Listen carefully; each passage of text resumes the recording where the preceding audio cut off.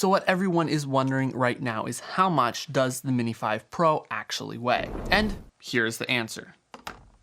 251.7 grams. So it's over 250 grams. This is not a sub 250 drone. But how much does that really matter? Now, DJI's Mini series has always been sub 250 gram drones, which let you fly them in a lot of countries with a lot less regulations. And the Mini 5 Pro is going to be really amazing, have a 1-inch sensor on a sub 250 drone, but turns out, as you just saw, it's just over 250 grams. On DJI's website, it says that the actual weight is approximately 249.9 grams plus minus 4 grams and is subject to the actual product. But turns out that plus minus 4 grams difference is on the plus side. But how big of a deal actually is this? In EU countries, this drone actually qualifies as a sub 250 gram drone. It has right on the bottom here, C0 label, which means that the EU gave it the classification that usually is reserved for sub 250 gram drones. I assume they just negotiated that because it was only slightly over. They were still able to get the C0 classification on it. So in Europe, the fact that it's 251 grams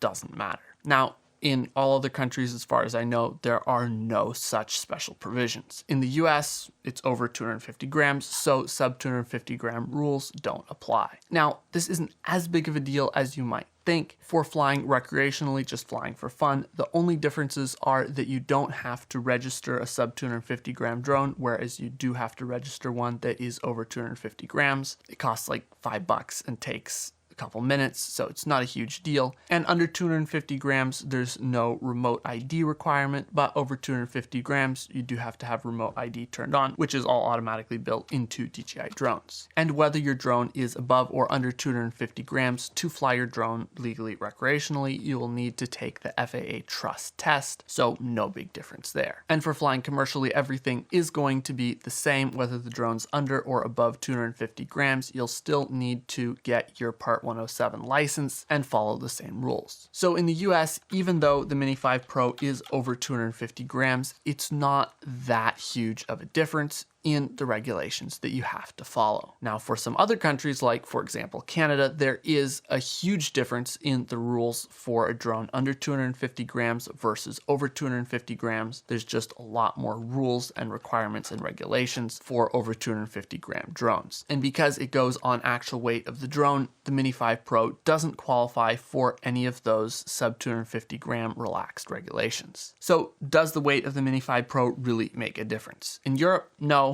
In the US, not very much. In Canada and some other countries, yes, it does make a pretty huge difference. It seems to me like if DJI really wanted to, they could have easily cut out one or two things. They could have left off these LiDAR sensors in the front and still had very functional obstacle avoidance. They could have not switched to quick release props, just used screws like on the Mini 4 Pro. I like quick release props, but we could have done without that. They could have left out the little landing light here on the bottom. They could have left off this side button. They could have just done something to shave off 1 gram and keep it under the 250 gram limit. But for whatever reason, they didn't do that. So this is where we're at. And whatever the case, whatever drone you have, whether you have a Mini 5 Pro, an earlier Mini drone, an Air Series drone, whatever kind of drone you have, it's not about the drone you have, it's about the skills that you have to fly that drone and get great shots with it. So if you want to learn how to get cinematic shots with your drone, I've put together a completely free 45-minute drone filmmaking training where I share my top 10 secrets to getting the most cinematic shots out of your drone, covering everything from the best settings to use, how to compose your shots, how to get smooth dynamic movements, how to edit your videos, how to color grade them, and a whole bunch more. And again, that's completely free, no strings attached, and link to it is down in the description. You can click right here to watch another video. As always, if you've enjoyed this video, make sure to hit the like button, subscribe to see more videos like this,